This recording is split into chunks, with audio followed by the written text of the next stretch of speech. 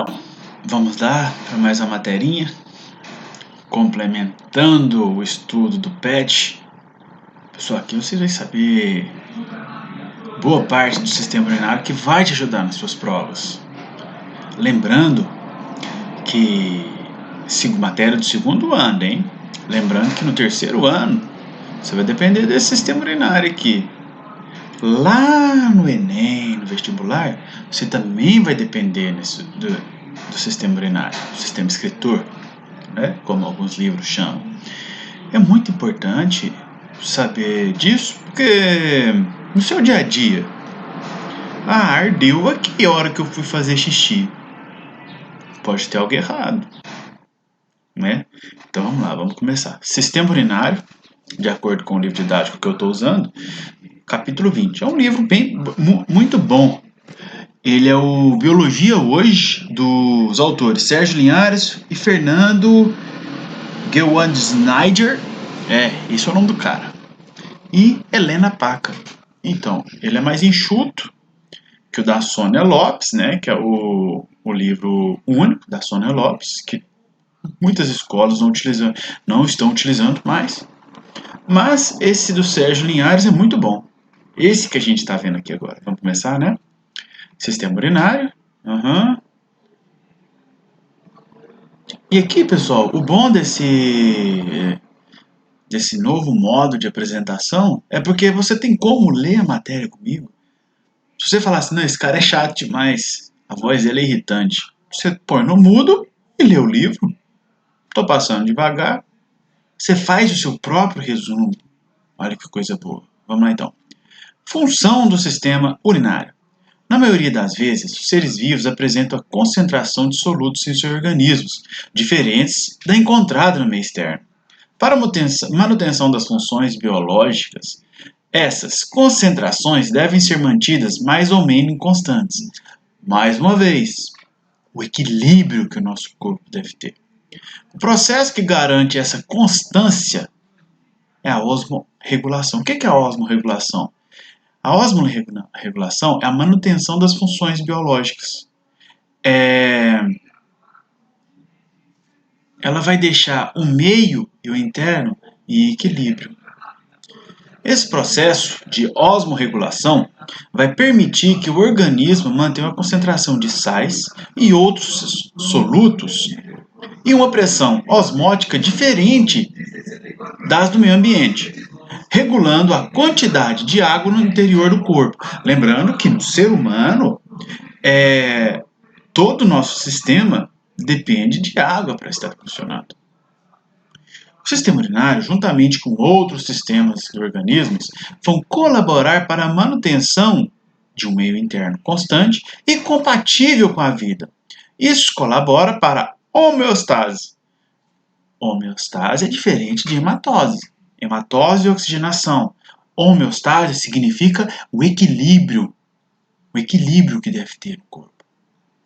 Além de eliminar as substâncias em excesso, o sistema urinário elimina aquelas que são prejudiciais e que resultam de processos metabólicos, que são as excretas. Ou seja, é aquilo que sobra depois que o nosso corpo já fez o aproveitamento de todos os nutrientes, de tudo aquilo que a gente consumiu.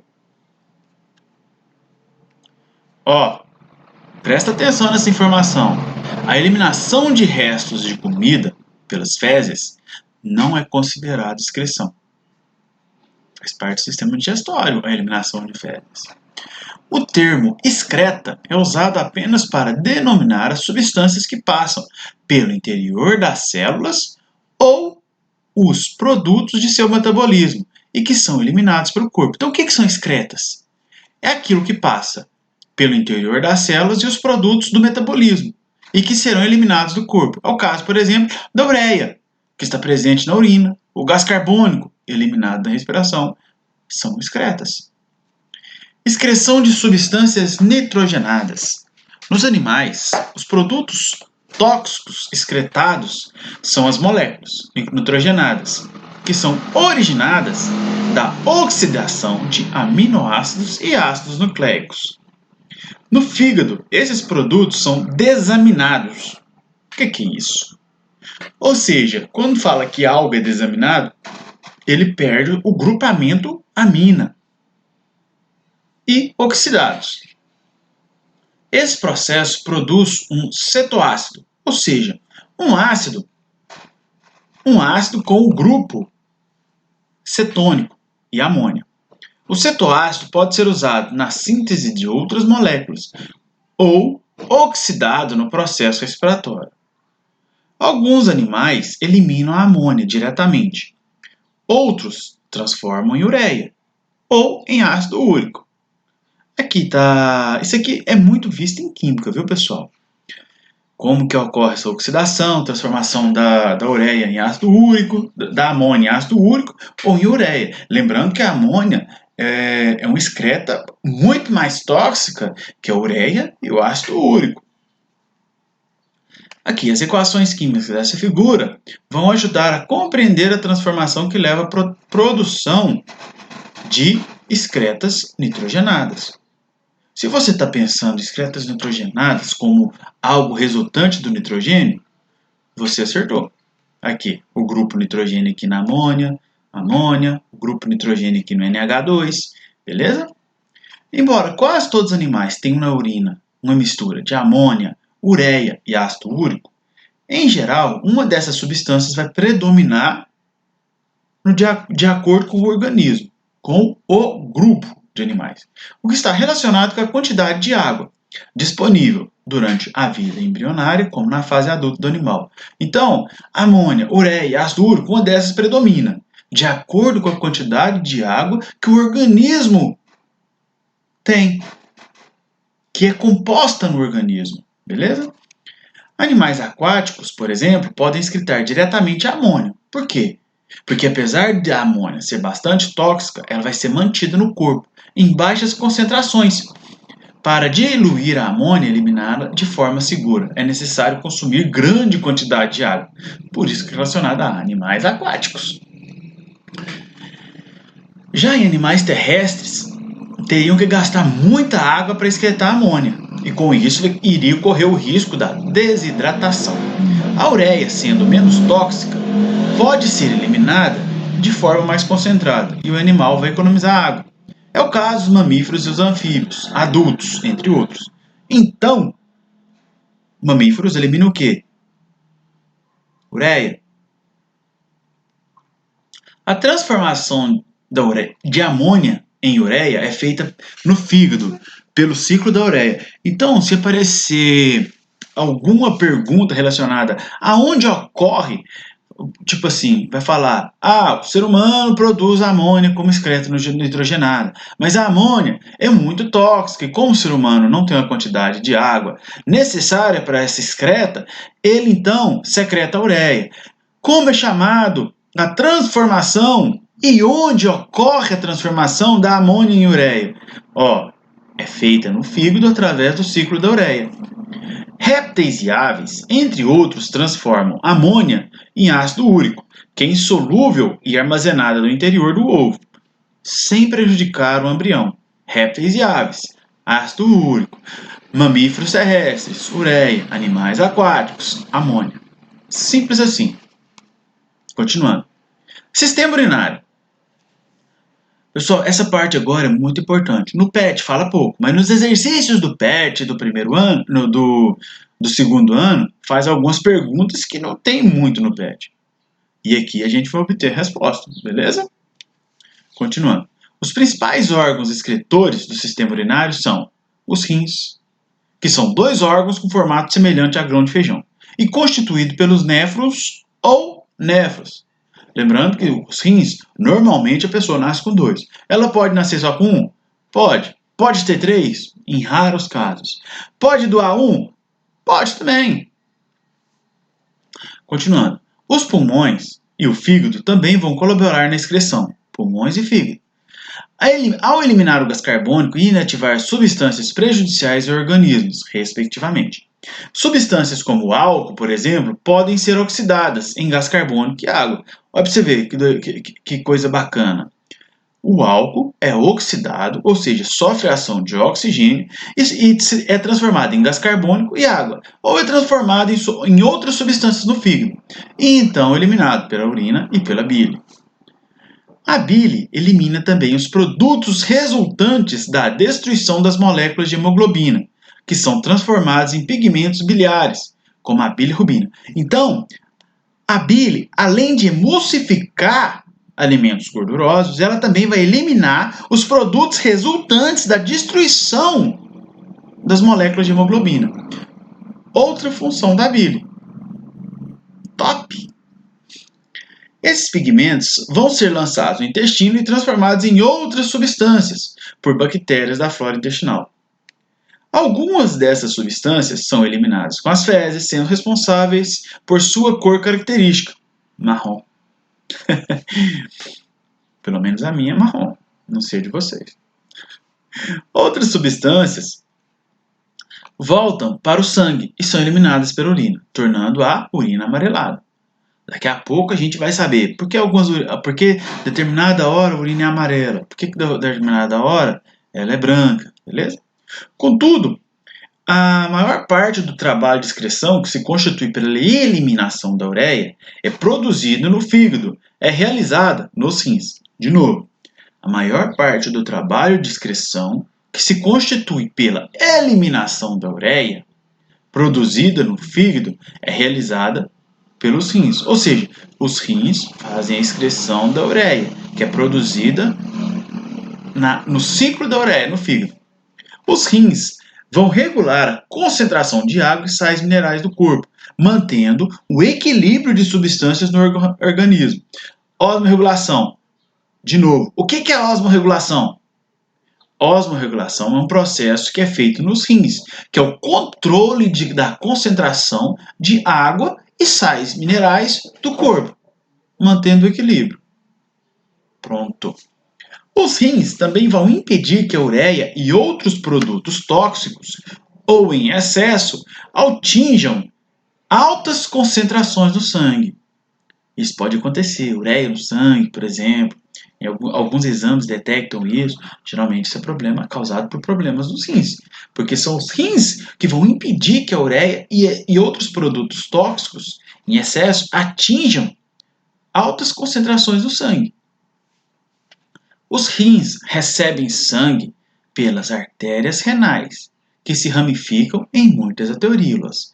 Então, pensa comigo, os rins recebem sangue pelas artérias renais. Então, as artérias chegam no rim. O que ela traz? Traz sangue, que se ramifica em muitas arteríolas.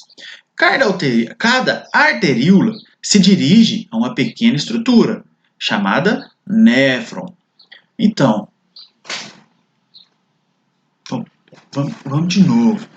Presta atenção nessa parte. Por que está grifado com roxo? Quanto mais forte, mais importante é a chamada. Os rins recebem sangue pelas artérias renais. As artérias renais levam sangue para os rins. E essas artérias renais, elas se ramificam em muitas arteríolas. Cada uma dessa arteríola se dirige a uma pequena estrutura dentro do rim, chamada néfron. São mais ou menos 1 milhão de néfrons em cada rim. O sangue sai dos rins pelas veias renais, que se unem à veia cava inferior, que chega ao coração. Então, aqui está o rim.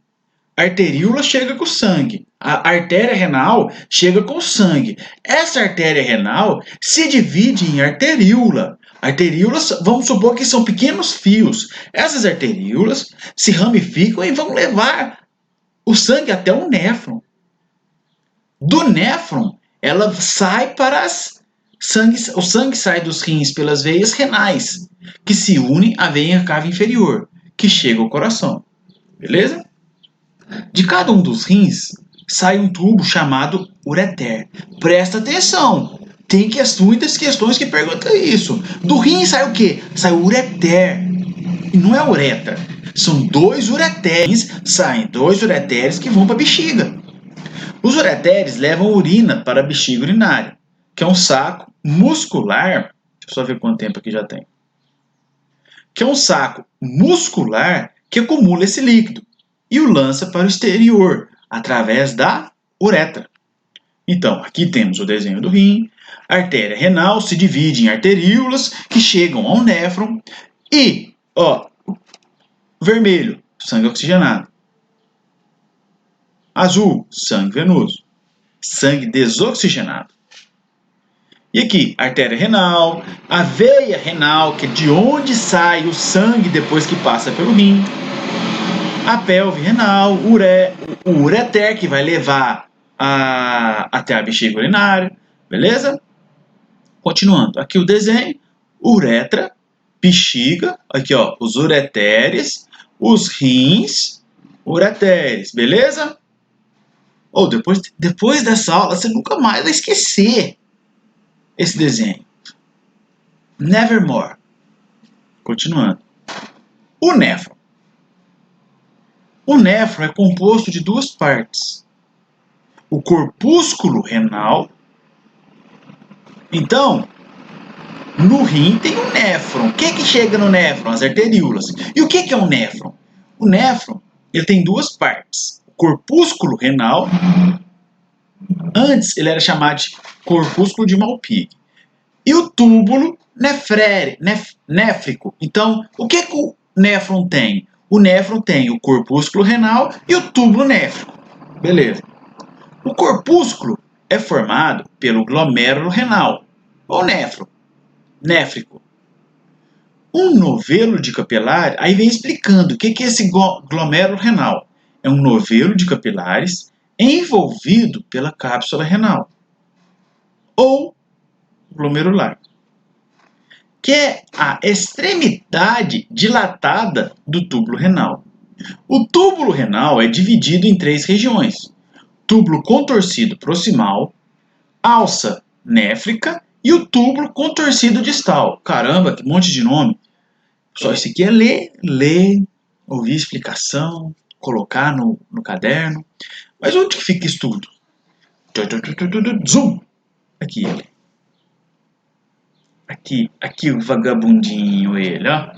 Alça néfrica. Calma que isso tudo vai ter explicação, viu, pessoal? Então, o túbulo renal é dividido em 3 regiões: túbulo contorcido proximal, alça néfrica e o túbulo contorcido distal. Os capilares do glomérulo se juntam em uma arteríola. Essa arteríola forma então uma rede de capilares que envolve o túbulo néfrico. O sangue no interior desses capilares fornece oxigênio às células e recebe gás carbônico. Os capilares reúnem e formam vênulas e veias, que desembocam na veia renal. Se é veia, sangue desoxigenado, beleza? Os glomérulos concentram-se na região externa do rim, o córtex, e os túbulos estão parte no córtex, parte na medula. Esses túbulos vão confluindo até formar canais maiores, que são ductos coletores, que lançam a urina na pelve renal. Então, quem que vai lançar a urina na pelve renal? Os ductos coletores. Beleza. Pessoal, é muita informação, por isso que eu estou falando. Lê de novo, passa parte por parte, beleza? Então, quem vai lançar a urina na pelve renal? Ductos coletores. No néfron ocorrem 3 processos. Lembrando que o néfron está dentro do rim. O que ocorre no néfron, então? Filtração, reabsorção e secreção. Presta atenção nisso. Isso é questão que cai. Quais processos ocorrem no néfron? O néfron está dentro do rim. O que ocorre lá? Filtração, reabsorção e secreção. Na filtração, a pressão do sangue expulsa do glomérulo para a cápsula a água e as pequenas moléculas dissolvidas no plasma, como sais, moléculas orgânicas simples e ureia, na filtração. Os elementos figurados do sangue e as grandes proteínas do plasma não passam para a cápsula. O líquido formado nessa etapa é chamado filtrado glomerular. O que é o filtrado glomerular, então? É o resultado da filtração, que são água e as pequenas moléculas dissolvidas no plasma, sais, moléculas orgânicas, simples e ureia. E o que é que não passa? Grandes proteínas, que estão no plasma. Reabsorção. A reabsorção ocorre ao longo do túbulo, por meio da rede de capilares, que o envolve. A água e as substâncias importantes que tinham sido filtradas são reabsorvidas e voltam para o sangue. Aqui, rim, córtex renal, medula renal. Aqui, o néfron está no rim. Cápsula glomerular, artéria, arteríola, aqui o movimento do sangue. Tá vendo, pessoal? Túbulo contorcido distal, ducto coletor, que vai lançar a urina na pelve renal, alça néfrica. Continuando. Uma visão. Acima da esquerda, as setas azuis indicam o caminho do sangue. À esquerda, mostra um esquema simplificado do funcionamento de um néfron. A seta verde, indica a filtração. A seta lilás indicam a reabsorção. E a seta laranja indica a secreção. Secreção, reabsorção, filtração. Continuando. As células da parte inicial do túbulo contorcido proximal reabsorvem por transporte ativo com gasto de energia quase toda a glicose, os aminoácidos e outras substâncias ricas ao organismo. Então, aonde que ocorre a reabsorção de glicose, aminoácidos e substâncias úteis ao organismo? No túbulo contorcido proximal. Ao receber de volta essas substâncias, o sangue fica mais concentrado que o líquido do túbulo, e cerca de 80% a 85% da água também é reabsorvida. Agora, por osmose, que é o transporte passivo, sem gasto de energia. Em seguida, o túbulo contorcido proximal está a alça néfrica. Vamos lá ver, onde que é a alça néfrica? Aqui, aqui a vagabundinha, alça néfrica. Em seguida, tem o túbulo contorcido proximal, que está a alça néfrica, com um ramo descendente, que significa que está descendo, no qual continua a reabsorção de água por osmose, e outro ascendente, no qual são reabsorvidos sais. Na membrana das células epiteliais do ramo descendente da alça, há um grande número de aquaporinas. Nome estranho? O que será que seja essas aquaporinas? São proteínas envolvidas no transporte de moléculas de água. O que são aquaporinas? Proteínas envolvidas no transporte de moléculas de água. Beleza. Após o ramo ascendente, vem a parte final do túbulo renal, o túbulo contorcido distal.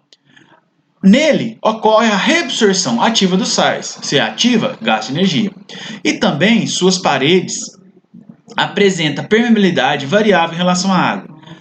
Assim, se o corpo precisa de reter água, as paredes do túbulo e do ducto coletor tornam-se mais permeáveis e mais água sai para o sangue por osmose. Caso contrário, elas ficam menos permeáveis. A filtração e reabsorção são duas etapas principais do trabalho do néfron.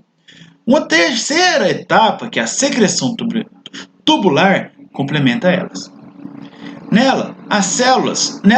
Na secreção tubular, as células do túbulo controlam a taxa de potássio no sangue, retirando íons potássio do sangue e ajudam a manter a constante pH do sangue, em torno de 7,4, removendo os íons de hidrogênio, que torna o sangue ácido, reabsorvendo íons bicarbonato do filtrado. Ao sair do ducto coletor, nossa, vai ficar uma aula grande, hein? 23 minutos, mas eu vou partir ela em duas. Ao sair do ducto coletor, A urina é formada por cerca de 95% de água, 2% de ureia, 1% de cloreto de sódio e 2% de outros sais e produtos nitrogenados, como ácido úrico, amônia e creatinina.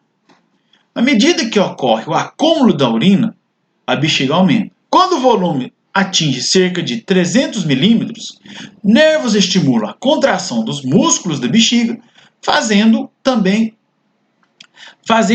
com que os músculos involuntários do esfíncter interno, em torno da uretra, relaxem. Se os músculos do esfíncter externo de controle voluntário também relaxarem, a urina é eliminada do corpo pela micção, ou ato de urinar. Beleza? Aqui está mostrando nervos, bexiga, como que é o esfíncter interno, o esfíncter externo, que é o voluntário. Então, pessoal, vou partir essa aula em duas, porque já está ficando grande. Até daqui a pouco. Deixa eu só fechar aqui. Gestão de dificuldade.